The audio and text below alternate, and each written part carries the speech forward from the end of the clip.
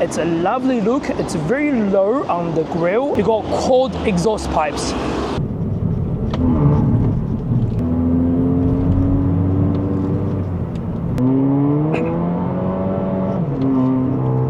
Hey guys, this is Ju, welcome to the channel. Today we are driving the new MG7. This is the Chinese left-hand drive. Today I'm in Xi'an, China, test driving this MG7. This is the 2-liter turbocharged petrol motor, and there is also a 1.5-liter turbo that's available in the Chinese market.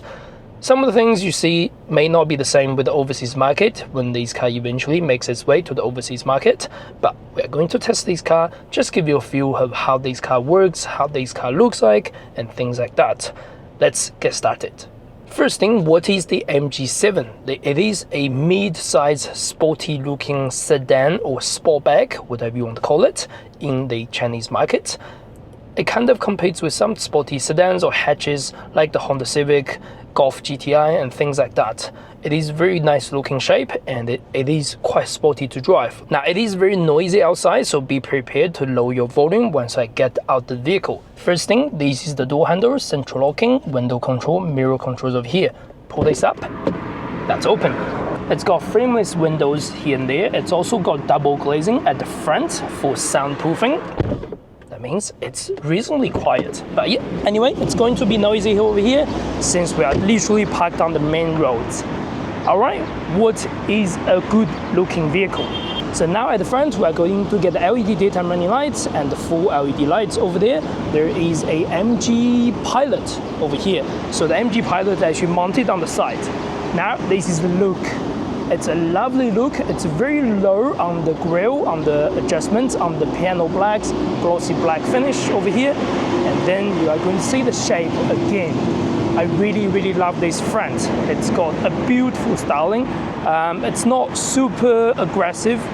It is very sleek looking because you can see the bonnet, you can see the lines on the bonnet that contract to the aerodynamic and things like that.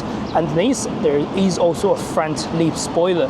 There is some air intake over here for your cooling your brakes and things like that. Then on the side, this particular version do get 19-inch alloys. They are two-tone finish, glossy black, and also chrome finish over here. Then on the side, the profile also looks really cool.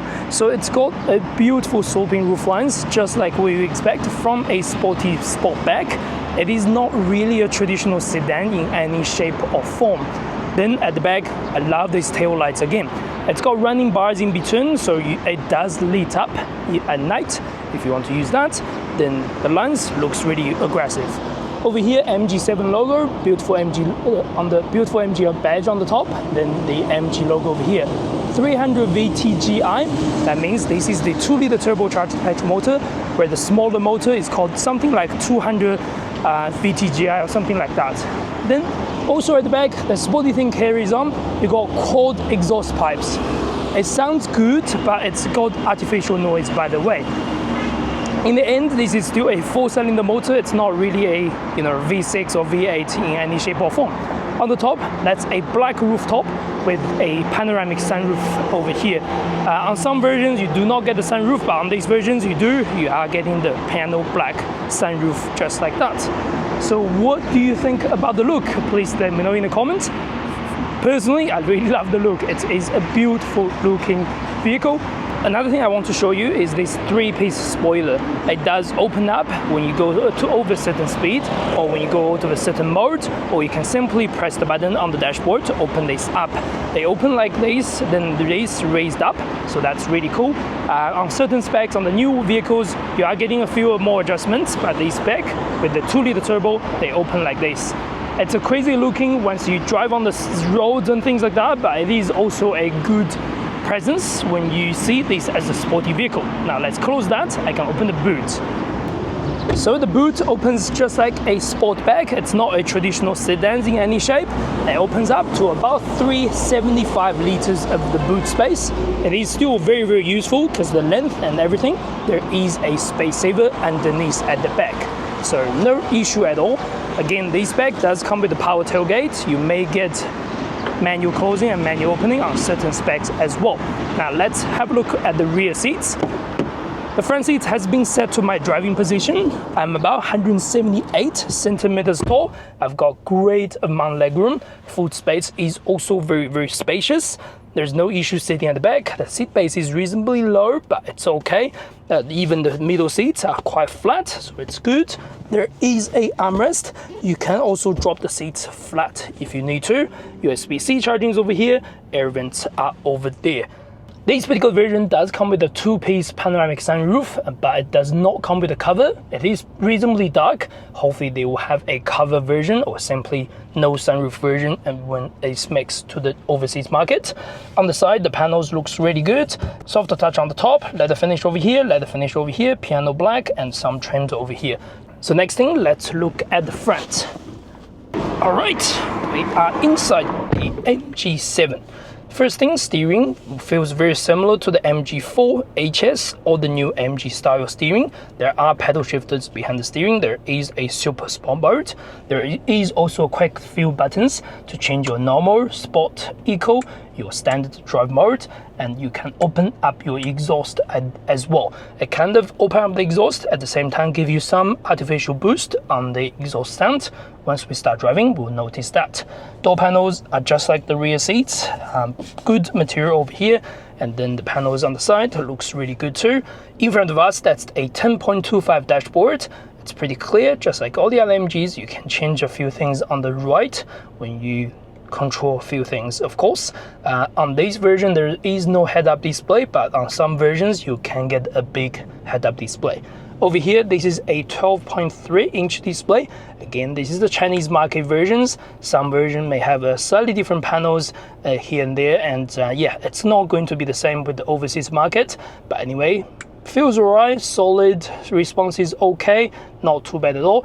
Underneath, you are going to get some physical sensitive buttons over here, so you can press this to change your air cons, to go to home screen and change your temperature, things like that. I wish they are hard plastic, but it's okay to work on. Underneath, we are getting the stop start button over here. Gear shifter is your electronic gear shifter. When you go back to drive, you can also go backwards again to do your manual modes, by the way. Press P, we're going back to park. Handbrake is over here, and auto hold is over here. Two cup holders are reasonable, so not too big, but not too small either. Panels here are reasonable. Again, softer material over here. There is a pocket over here. I think there is a pocket on the side. Wireless phone charging is over here, and then storage is over here. So overall, it feels really good for the interior, at least for the size of this vehicle. Alright, before we get started, let's look at the visibility on the side. That's pretty good. The front is quite slim over here. You are going to see the bonnet lines, by the way. On the side, that's pretty good. Corners are okay. It's got slopey roof lines, so it's quite shrinked at the far corner. And the rear visibility on the rear windscreen is quite limited, since this is a sportback. It's quite shrinked. Anyway, but let's get it on the road to see how this goes. Alright, so again, we are driving the 2-liter turbocharged petrol motor versions. This is not the 1.5 turbo, which is also available. The 1.5 turbo pumps out about 138 kilowatts of power, where this one is a lot more powerful. This is the 2-liter turbo, 4-cylinder, 9-speed automatic gearbox. It's all produced by Spec Motors, which is under MG brand. The combined power is 198 kilowatts of power, 405 Newton meters of torque. It is great in terms of driving experience. It's great in terms of power. The 0 to 100 timer tested by Spec Motors is 6.5 seconds. Considering many EVs are going to achieve under 4 seconds, this isn't really the fastest vehicle you can buy with the money spent, but it is a good looking vehicle. At the same time, it still drives very fairly sporty. The chassis feels quite strong, feels very heavy, solid on pretty much all surfaces. At the same time, it does give you a good support around the corners and things. You are going to notice that when you go around the corner. We're driving on sport mode with the exhaust open up. You are going to hear a little bit on the exhaust noise in terms of how it performs, especially when you accelerate, just like that. You can actually feel the pop. You can feel that, that's cool. So the pedal response is a good thing on this particular chassis and engine. It's very solid, very responsive. You have no issue controlling the pedal, controlling the speed in any shape or form or any way. It's a good response, that's to be fair. Under sport mode, it's just easy to take off. And again, you are getting close to 200 kilowatts of power. That's a lot. And speed goes up. Even if this is a 9-speed transmission, you are not going to feel too much of a gear change or gear lag in some way. Turbo lag is also very minimum under the sport or super sport mode. Let's give it a try on this super sport mode, since we are going on slightly more open roads over here rather than a small side roads just around the corners.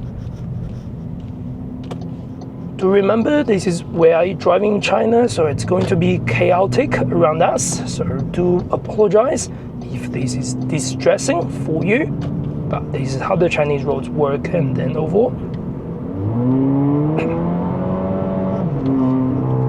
it's a good response. So on the dashboard, when you go to the super sport mode, you are going to see a lot of information like the turbo pressure and also the even engine oil pressure. On some specific versions, you can then option different other things. There is also ELST assist available on the 2-liter turbocharged petrol motor, and at the same time you can change a lot of things. How you manage the turbos, how you manage these things. You can do a lot of adjustments for the driving dynamics. These cars should be a lot of fun when you take this on a track. Driving on the city roads, they're still very comfy, but the suspension does firm up when you go around corners, so that's a good thing. The suspension setup on the MG7 is McPherson at the front, Multi-Link at the back. Very good on the support level, so you have no issue driving around the city roads, but at the same time it does add a little bit more fun into the driving dynamics. I think Psych Motors did really well on the engineering part for this drive machine. It's definitely not shy of turning, going on the corners and things. Unfortunately, we are not going to get many corners like the New Zealand country roads here in China. This is very flat land and all the roads are pretty much just straightforward. So we won't be able to test that much, but we are going to go a big roundabout over here. So hopefully we are going to give a little bit of a try around this area. But yeah, nevertheless, the exhaust at the back sounds really cool. It's not that loud, but when you push it, just like that, it does give you a few pops here and there.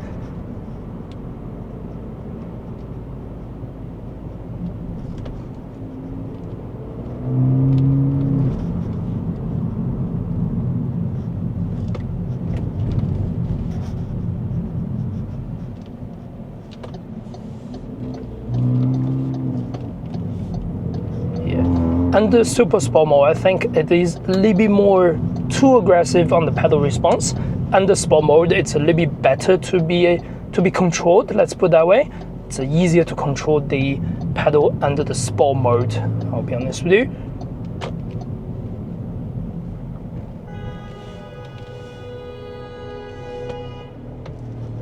But again, it's a bloody chaos, and you are going to get these things in the Chinese roads. To apologize.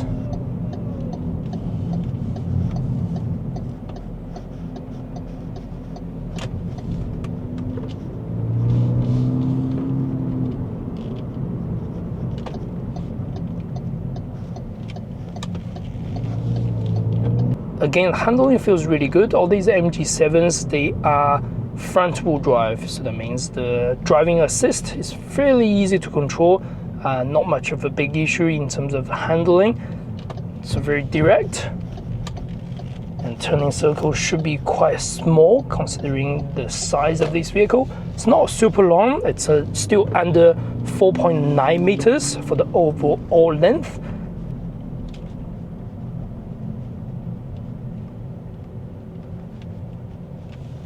At low speed and certain bumps, you're going to get the bumps on the road.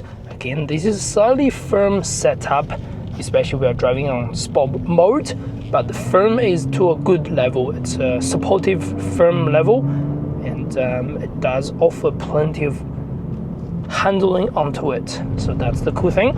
It's still hard to believe that MG is still producing these petrol motors, engineering behind it, and on these words that so many hybrids, so many plug-in hybrids, so many EVs, this is definitely well deserved in terms of the reputation MG7 has built onto the market. A lot of people simply love it since it's a petrol motor, it's simple, it's got nice speed that works really, really well. This nice speed is beautiful, I think. It's probably not a cheap nice speed to mount on some certain vehicles, but it is a really good nice speed to work on. So that's pretty much all about our today's review on the MG7. This is the Chinese version 2-liter turbo petrol motor. I hope you enjoyed the content. If you do not forget to subscribe, like. That's the best way to support the channel. As always, I will see you in the next video. Thank you very much.